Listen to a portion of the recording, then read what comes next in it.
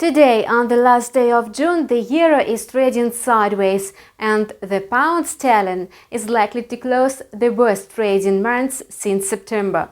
Such factors as the Bank of England's dovish policy, as well as macroeconomic data and political events, are exerting significant pressure on the British pound.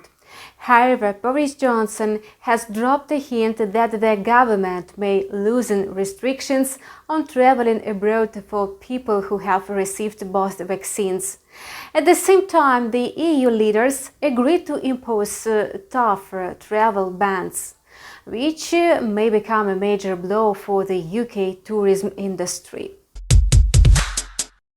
The UK final GDP data proved a slower drop of 6.1% compared to 7.3% in the previous period. The data has no influence on the market sentiment. There is no wonder as the final report met preliminary estimates.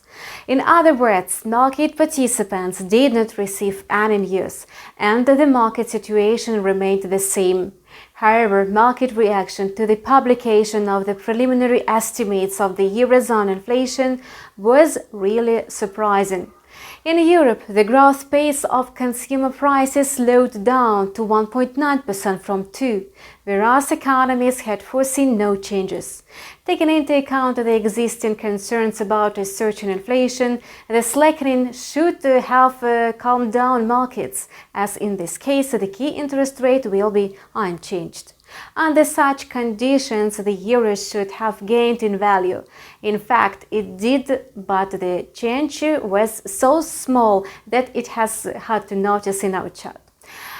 There are two important facts that prevented the euro from a bigger rise. First, it's just a preliminary report and the inflation is still near the ECB'S targeted level.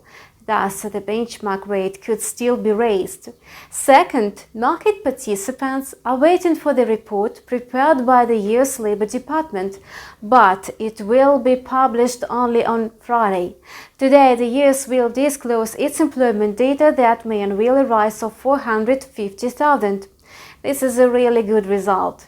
However, the US unemployment level remains high and the expected increase is 2 times smaller than in the previous months. What's more, if the forecast comes true, it will be the worst reading in the last 4 months. It means that the US labor market is recovering slower than earlier and the economic growth is decelerating in the moment. Notably, the regulator is planning to raise the key rate only in the next year. That's why investors may display a negative reaction to the employment data that may lead to a drop in the US dollar. Let us take a look at the trading charts. After the 100-hour fluctuation between 1.1900 and 1.1975, the euro-dollar pair managed to leave the channel, breaking the lower limit. Analyzing the current chart, we see consolidation proved by mixed candlesticks like doji. This points to a high level of uncertainty in the market. At the moment, the pair is trading between the levels of 1.1877 and 1.1913. This may result in acceleration at the moment of breaking either limit.